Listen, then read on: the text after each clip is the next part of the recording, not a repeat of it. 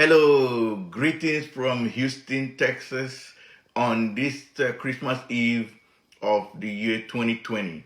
My name is Clifford Chukwemeka Illoanya, and I am coming to you on this day, the 24th of December 2020. I am glad to announce that the long-awaited Constitutional Force Majeure has been declared. And it was declared 8 days ago, specifically on Wednesday, the 16th of December 2020. And I am very happy, I am humbled, and I am privileged to inform everyone that I am one of the lead signatories to that Constitutional Force Majeure, which for abbreviation's sake, I am going to abbreviate as CFM. If you go to that document on the signature or the signatory section of that document, and the very last part is the Igbo caucus. I am number 9. I'm listed as number 9 on that very document. So I am very happy, I'm glad. And now, as of today, we have approximately 84 days based on the 90 days deadline given to the federal government of Nigeria to meet up with the demands, the 5-point demands, or else the Middle Belt and Southern Nigeria will reconsider their allegiance to the fraudulent and imposed military decree 24, which is called the 1999 Constitution. And so this video is a very short one, which is like a commentary, as a follow-up to the CFM, the Constitutional Force Majeure Declaration. So I call it post-CFM commentaries, post-CFM commentaries. So I'm going to look at 3 areas. One is the CFM itself, the background and justification, and then I'm going to read out specifically the 5-point demands, and then I will go ahead and inform our people, the indigenous nationalities of Nigeria, what we need to do now, the very task that is before us, because we have a task, and I am going to conclude with that task. Now, talking about the justification and background of this CFM, there is something that is very worrisome. Immediately this proclamation was made, the CFM proclamation was made, I began to monitor the media, and I found out they are beginning to change the narratives. And I will not fail to call names here. I am talking specifically of Channels Television.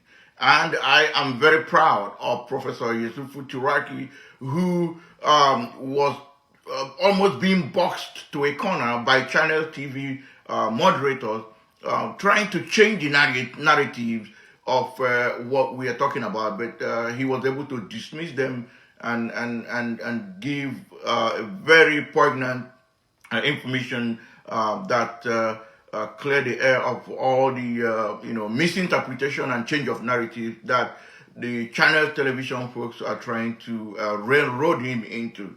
Now, what are we talking about? The Channel TV guys started talking of 1979 Constitution, talking about the Caribbean White Committee that produced the 1999 Constitution. But all these things are trying to change the narrative. And so I'm going to talk a little bit before I go back to the key things I want to talk about in this narrative. Let me clear the air on this attempt to distort, to change the narrative, by which I observed from Channel Television. I have here with me the last 3 constitutions of Nigeria post-independence. This is the 1963 Constitution, and this is the 1979 Constitution, and of course this is the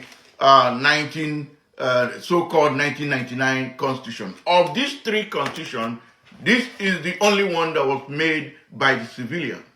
This is the only civilian and properly made Constitution of Nigeria. I'm talking about the 1963 Constitution. It was subjected to a referendum, which is the standard practice of constitution making anywhere in the world. You cannot bring a constitution into force. You cannot bring a constitution into operation without subjecting it to a referendum. Let us even go with the excuse that people always say, oh, it was a military regime.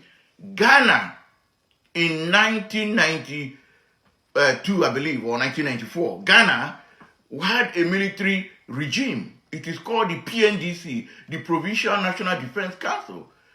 They drafted their constitution, and then in April, believe in April 28th or so, they subjected that constitution to a national referendum. I think they got about 92% out of that referendum. The two military constitutions we've had, the 1979 and 1999, were never subjected to a referendum. They were brought into force via military decree. And so I want to talk a little bit about this 1979 constitution. Why? Because the 1999 constitution is a photocopy of the 1979 constitution.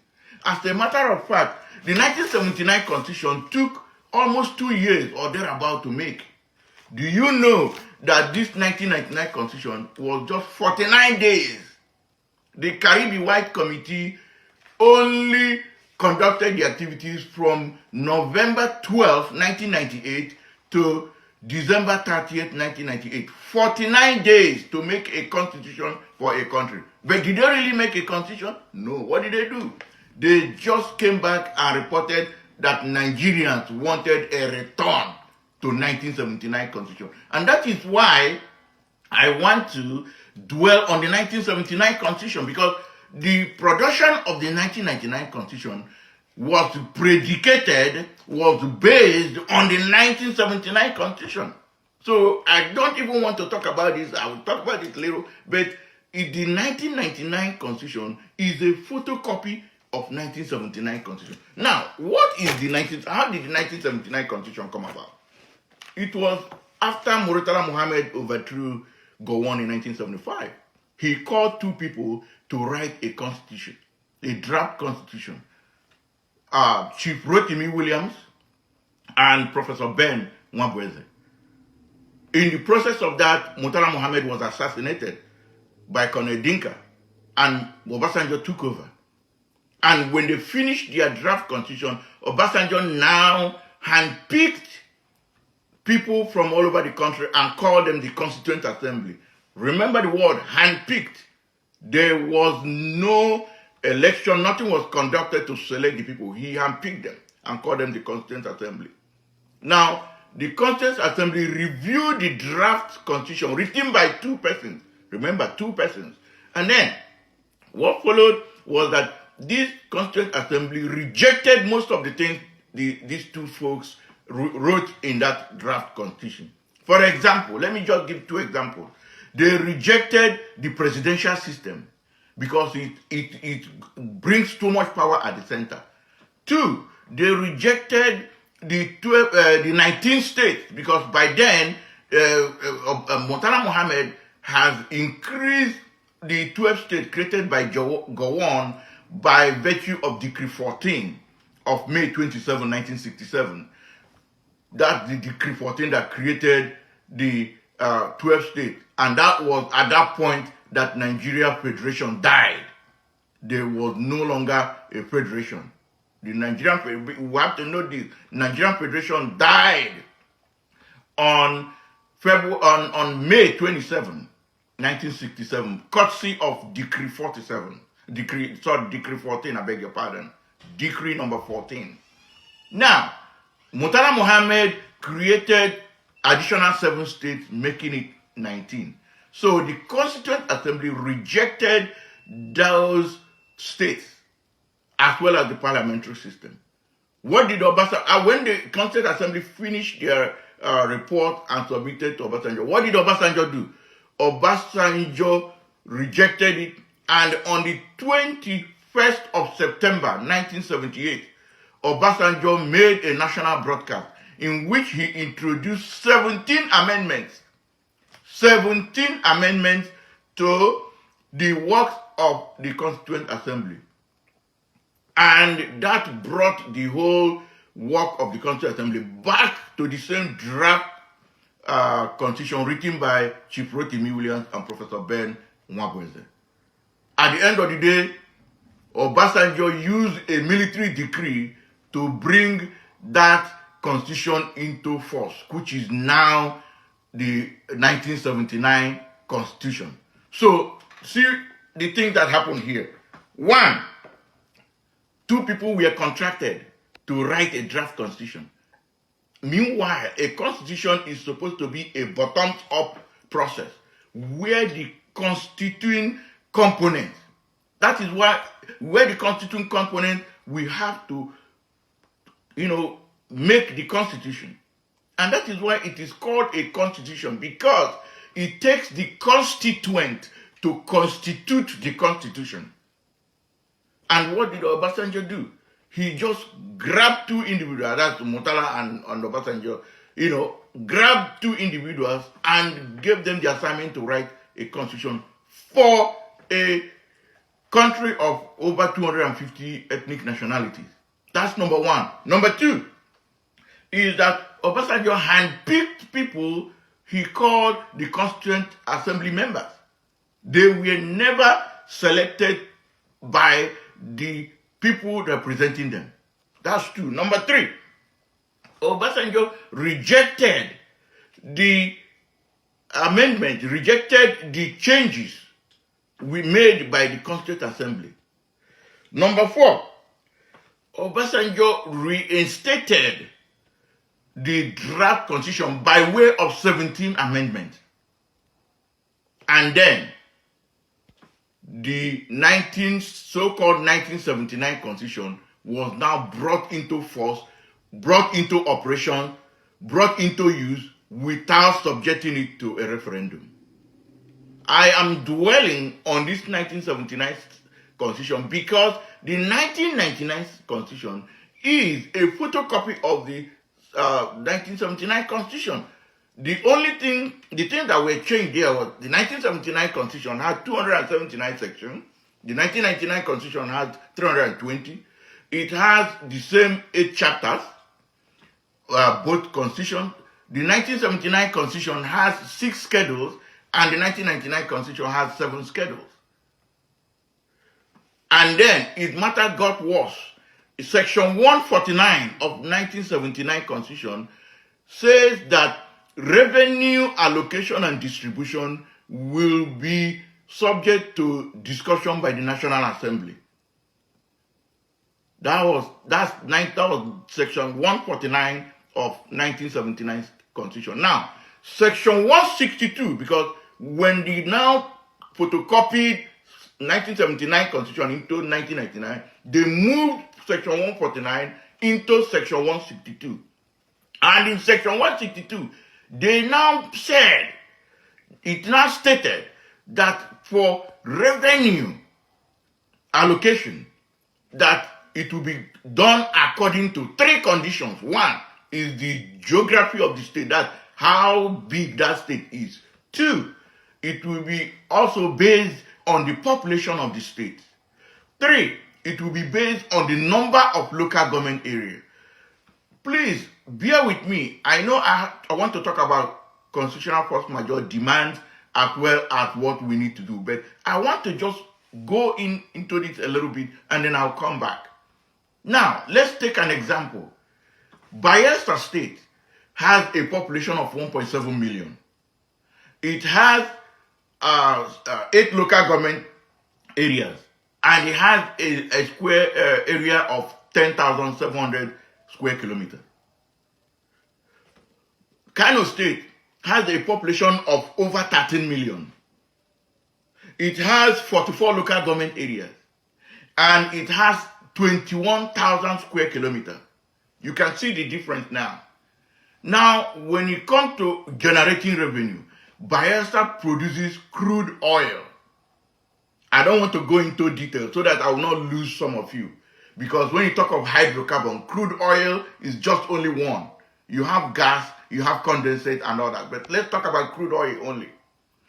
Bayelsa State generates 514,800 barrels of oil a day.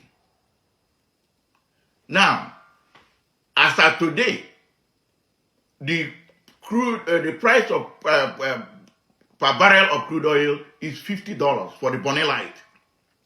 And according to the General Managing Director of NNPC, September, he said that it costs $17 to produce 1 barrel of oil. So when you take that out, you're going to have $23 as net, as the profit. And government takes up to 80%. But for just argument's sake, let me reduce it to 70%. 70% of $23 will give you $16.01. Now, when you multiply $16.1 by 514,800 barrels a day, you are going to get over $8.5 million a day. You can now multiply it by 30 days and 12 months. So, but when this over $8 million of revenue goes into the Federation account, according to Section 162, and the government now want to share this money. Look at Kano, look at Bayelsa, where this money comes from. Kano, 13.7 million population. Bayelsa, 1.7 million population. Kano, 21,000 square kilometers. Bayelsa, 10,000 square kilometers. Kano, 44 local government areas. Bayelsa, 8 local government areas. And these are the criteria that we use in sharing this $8-point-something million. And all courtesy of Section 162, subsection 2 of the 1999 Constitution. Whereas in the 1963 Constitution, Section 140 and Section 141 of 1963 Constitution makes it very clear that ab initio 50% of the money realized will go to the region where that resource is from. And then 30% will be put into what is called a distributable pool account. And in that 30%, it will still be shared among the regions. So at the end of the day, the regions or the location where these minerals are coming from will get more money. But that's not to be in the 1999 Constitution. So I delve into all this so that we know when news media like channels, television is beginning to, or they are beginning to change the narrative about 1999 Caribbean-wide and then 79 Constitution in the first place was fraudulent. It was written by 2 people. A hand-picked constituent assembly was made. Even they tried their best to, change most of the things written in that constitution, but Obasanjo refused and reintroduced everything back. And the constitution, the so-called 1979 Constitution, was put into force, into operation, without subjecting it to a referendum. That alone makes it invalid. And then came the 1999 Constitution, which was a photocopy, or is a photocopy of the 1979 Constitution. They only modified a few things, like the number of states increased to 36. The local government area increased. And then they now made the matter worse for revenue allocation in the 1999 Constitution. Do you know that in the 1963 Constitution, there is no such section as indissolubility and indivisibility of Nigeria? It is not found in the 1963 Constitution. Whereas in the 1979, Section 2, subsection 1, and the same Section 2, subsection 1 of the 1999 Constitution all say that Nigeria is indissoluble and indivisible. Meanwhile, there is a law called Cap 9. Article 20 of Cap 9 says that every indigenous people have the right to self-determination. You know what they did? They refused to move that section of that law into the Constitution. And that is why when people cite that Article 20 Cap 9, I laugh at them, because if it is not part of the Constitution, it's not going to work. All you need to do is to go to Section 1, subsection 3 of the 1999 Constitution, which says that any law that contradicts or conflicts with the provisions of the Constitution, that law is null and void. And so, Article 20 of Cap A9, Laws of the Federation 2004, it conflicts with Section 2, subsection 1. So you cannot use that to claim right to self-determination. And so here we are now talking about the Constitutional Force Majeure.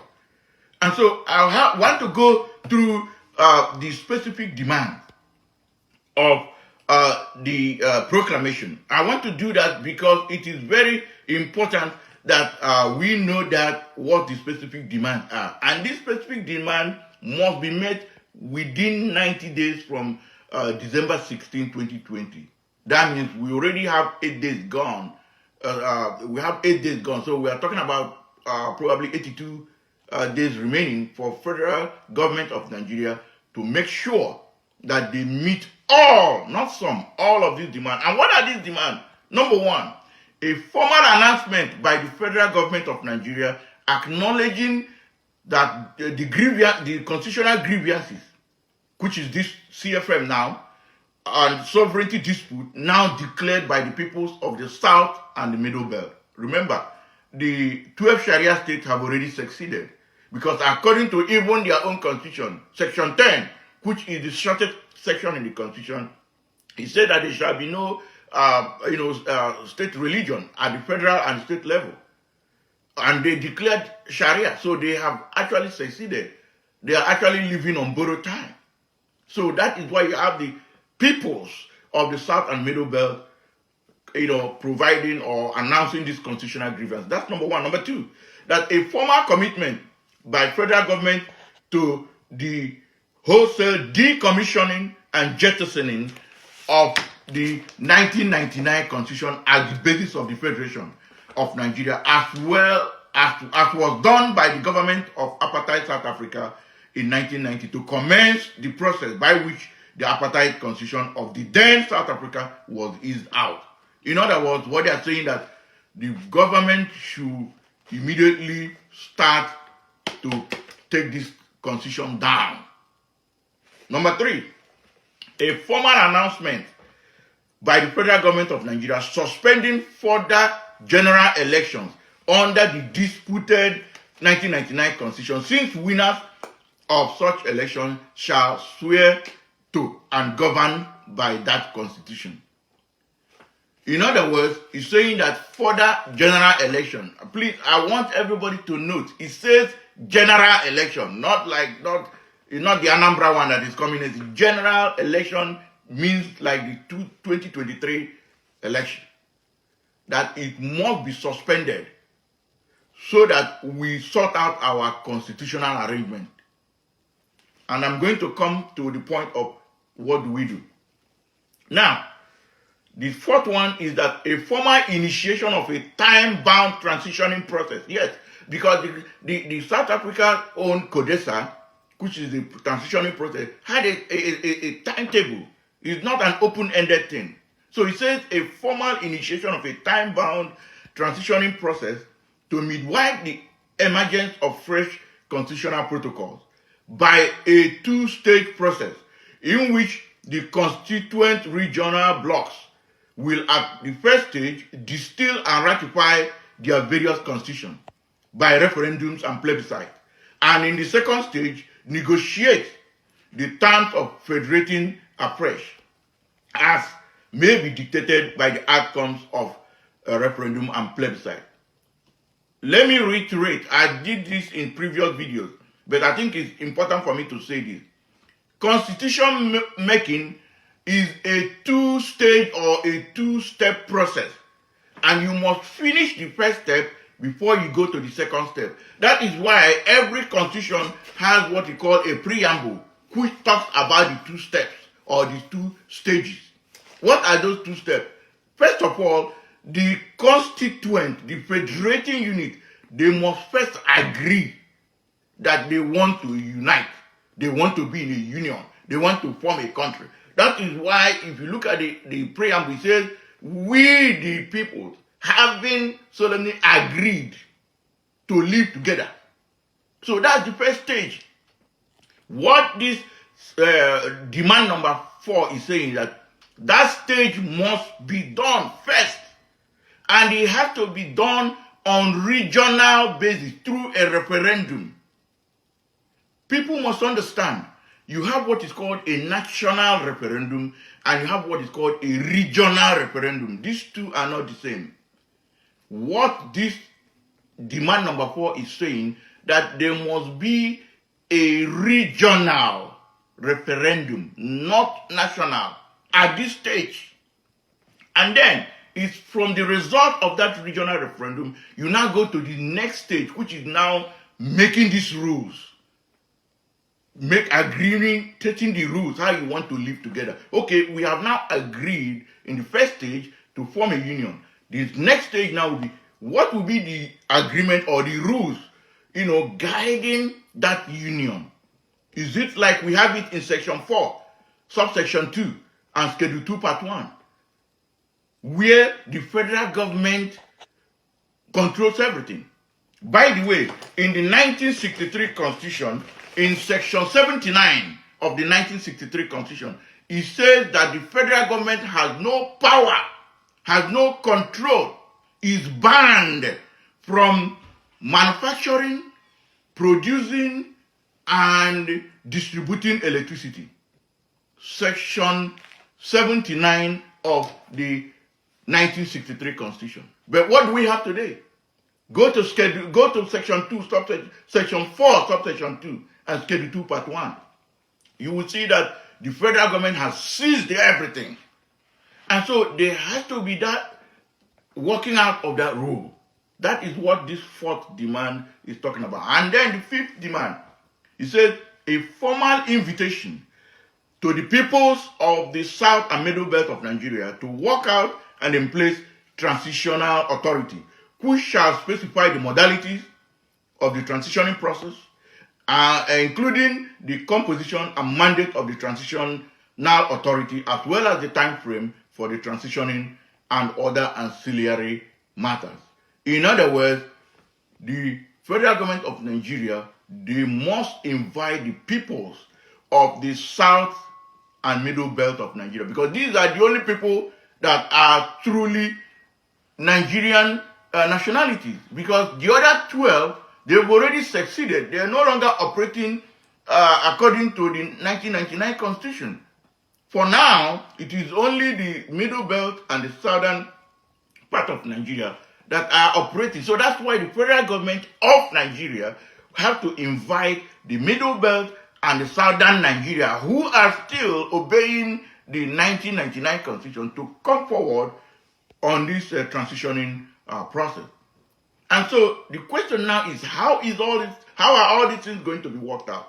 And that is where I need you to get this. And if what I'm about to say now is the most important part of what I'm going to say.